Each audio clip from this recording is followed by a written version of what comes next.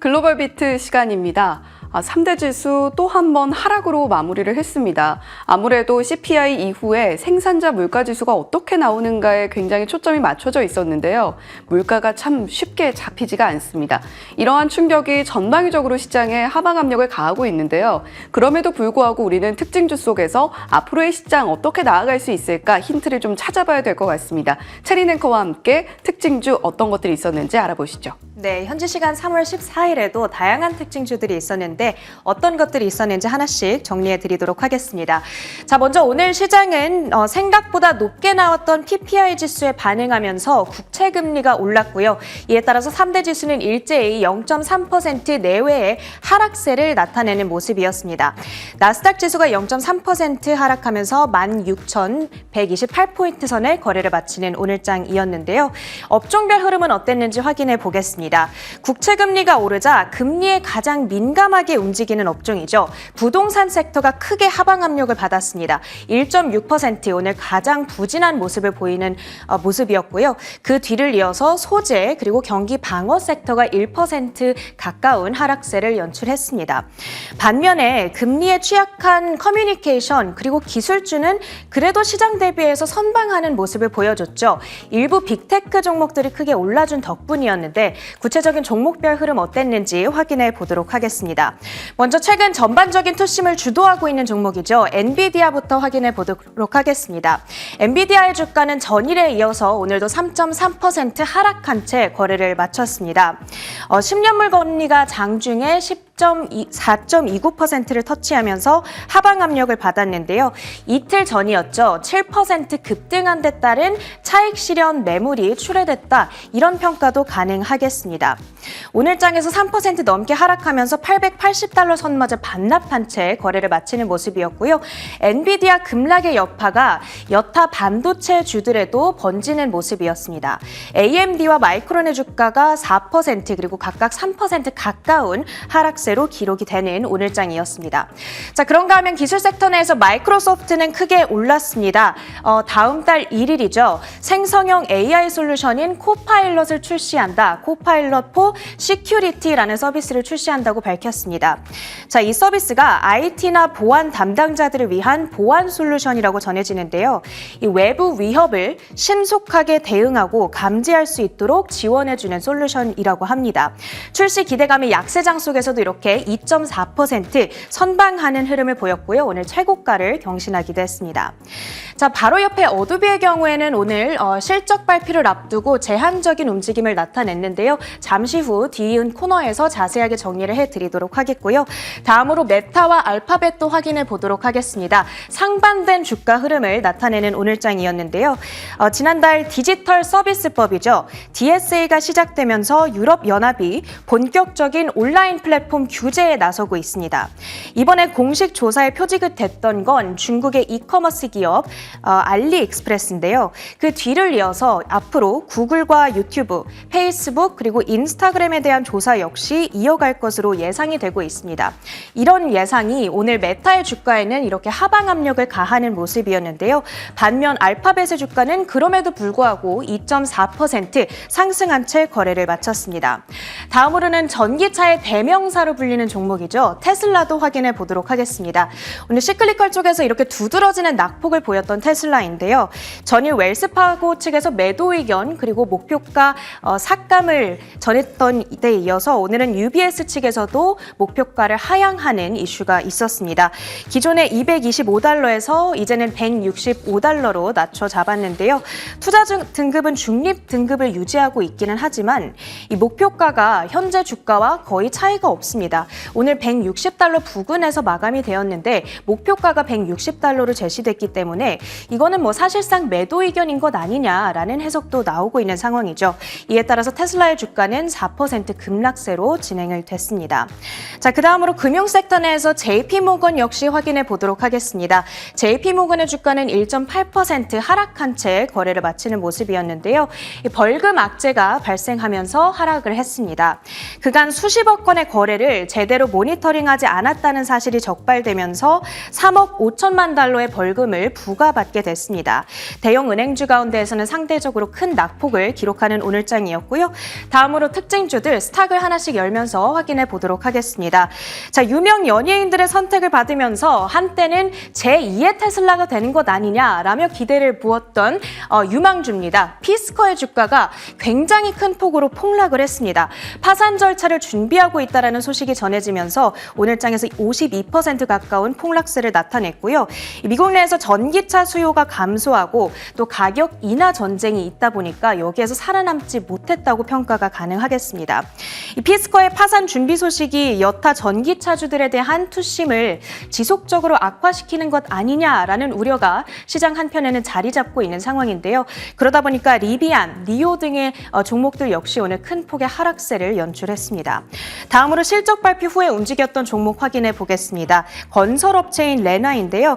회계연도 1분기 실적에서 매출 미스를 기록했습니다. 매출이 73억 1천만 달러 나오면서 컨센서스였던 73억 9천만 달러를 하회하는 수준으로 발표가 됐고요.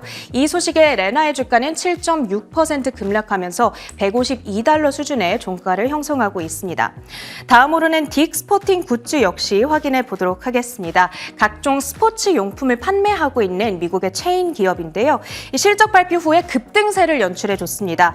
회계연도 4분기 실적 발표에서 EPS가 3.85달러, 예상치였던 3.35달러를 웃도는 수준이었고요. 매출 역시 기대 이상이었습니다. 15%대의 급등이었습니다. 다음으로는 비트코인 가격과 연동해서 움직이는 종목들도 두 가지 확인해 보겠습니다. 먼저 로빈후드인데요. 이 가상자산을 취급하고 있는 미국의 대표적인 온라인 증권사에 해당합니다. 2월 한 달간 로빈후드 내 자산 거래량이 41% 전년 대비 큰 폭으로 증가했다라는 소식이 전해졌습니다. 여기에는 비트코인 현물 ETF 출시 그리고 비트코인 가격이 급등한 데 따른 영향도 있었을 것으로 풀이되는데요.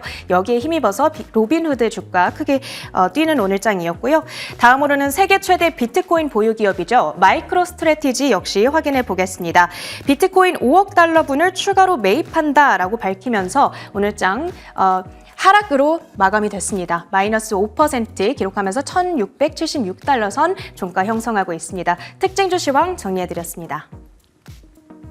네, 외신 헤드라인으로 이어가 보겠습니다. 오늘 시장은 그나마 낙폭을 크게 회복을 하면서 마무리를 했지만 그럼에도 불구하고 계속되는 인플레이션의 망령이 시장을 들이우고 있는 것 같습니다. 첫 번째 헤드라인 생산자 물가지수 PPI 소식인데요.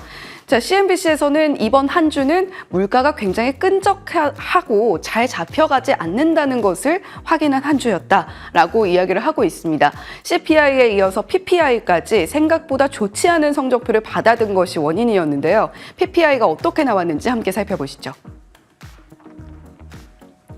미 노동부가 발표한 2월 생산자 물가지수 PPI는 전월 대비 0.6% 상승해 월스트리트 저널이 집계한 전문가 전망치와 1월 수치인 0.3%를 크게 웃돌았습니다.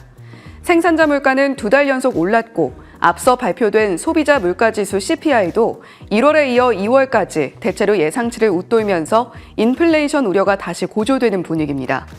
이날 함께 발표된 미 소매 판매는 계절 조정 기준 전월 대비 0.6% 증가한 7,007억 달러로 예상치보다는 낮았지만 전월 1.1% 감소보다는 개선세를 보였고 신규 실업수당 청구 건수는 20만 9천 건으로 예상치인 21만 8천 명을 밑돌아 여전히 견조한 모습을 드러냈습니다.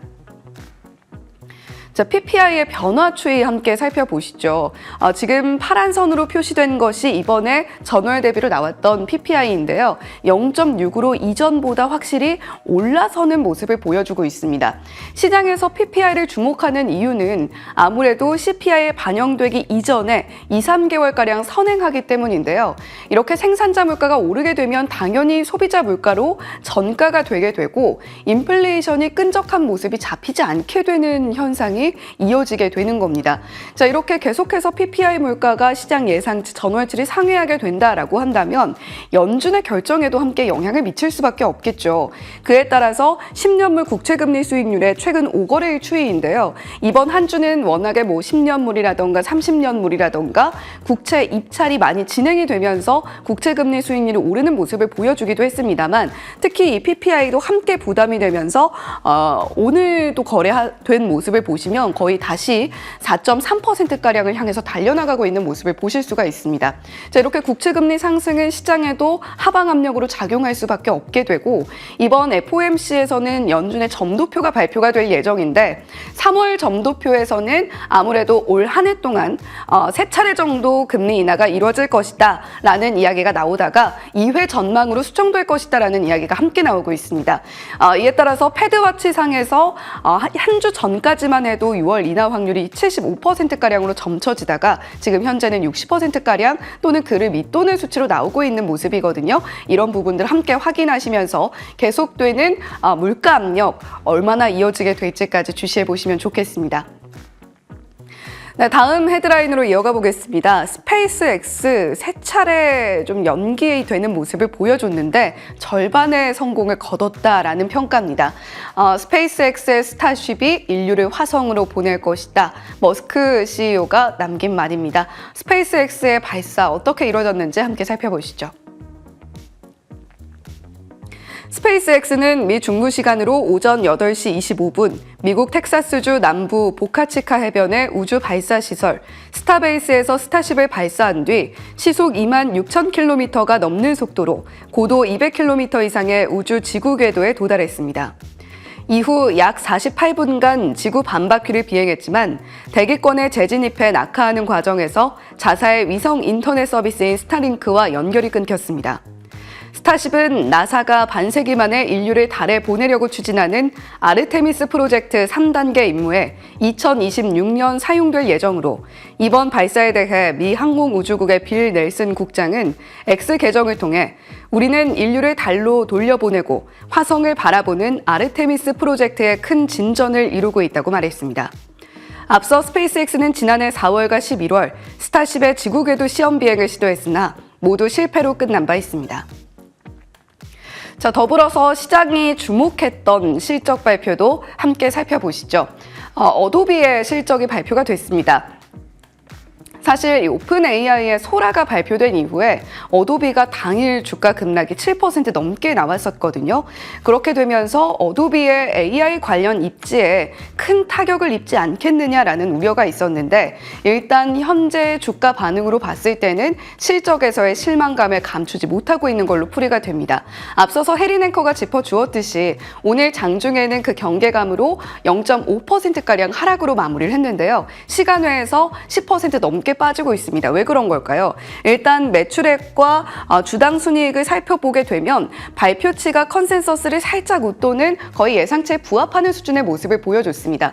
그런데 가이던스 면에서 좀 아쉬운 모습을 보였고요.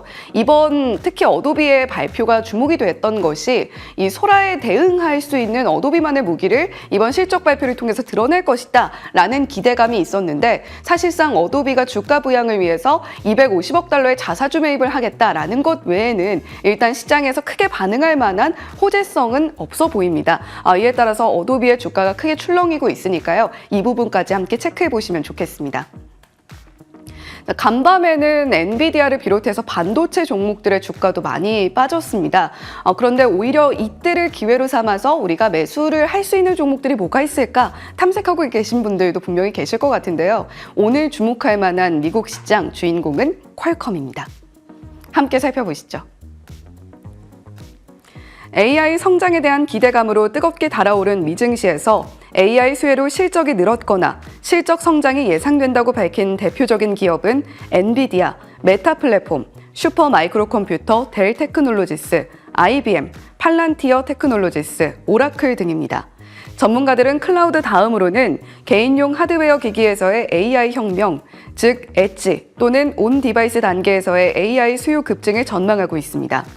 월가에서는 엣지 AI 시대의 엔비디아, 즉 개인용 하드웨어 핵심 반도체 시장의 승자로 퀄컴을 꼽고 있습니다.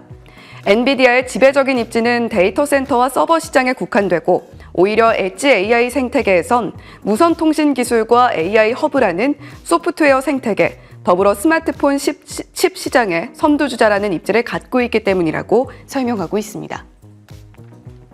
자, 그렇다면 AI를 언급하면서 주가 상승이 나왔던 종목들의 최근 5거래일 추이는 어떻게 흘러가고 있을까요? 일단 오라클은 실적 발표 이후에 굉장히 성공적인 주가 부양을 이뤄내는데 성공을 했기 때문에 이번 한 주 동안 거의 10%에 달하는 주가 상승을 만들어낼 수가 있었습니다. 그런데 아무래도 엔비디아는 고점이다라는 이야기가 계속해서 나오고 있고 IB에서도 투자 의견이 엇갈리고 있기 때문에 최근 5거래일의 추이를 보시면 7% 넘게 빠지는 모습을 볼 수 있고요. 자, 그렇다면 우리가 주목해 봐야 할 만한 종목으로 언급이 됐던 퀄컴은 어떨까요? 한 주 동안 4.4%가량 빠지는 모습을 보여주면서 타 종목에 비해서는 그래도 견조한 흐름을 보여주고 있습니다. 자, 엔비디아가 데이터 센터 시장에서의 압도적인 지위를 차지하고 있다면 퀄컴이 그 다음 바통을 물려받을 주자가 될 수 있을까요? 계속해서 지켜보시면 좋겠습니다. 자, 마지막으로 유가와 비트코인 소식 전해드리겠습니다. 간밤에 원자재 시장에서는 유가를 제외하고는 금과 은 가격 모두 내리는 모습을 보여줬고요. 유가는 4개월 만에 80달러 선을 넘어서는 모습을 보여줬습니다. 자, 지금 유가가 계속해서 오름세를 보이고 있는데 장중 한때 85달러 선도 넘어서는 모습을 보여줬거든요. IEA에서 글로벌 원유 수요 전망을 굉장히 높게 잡았던 것이 그 영향으로 풀이가 됩니다. 자, 간밤에 비트코인이 73,800달러까지도 터치를 해내는 모습을 보여줬는데 장 막판쯤에 갑자기 급락이 나오면서 7만 달러 선이 깨졌다가요. 지금 다시금 오르는 모습을 보여주고 있습니다. 비트코인 최근 변동성이 다시금 좀 불거지고 있는 모양새니까요. 이 부분까지 함께 체크해 보시면서 오늘 시장 투자에 참고해 보시면 좋겠습니다. 외신 헤드라인 전해드렸습니다.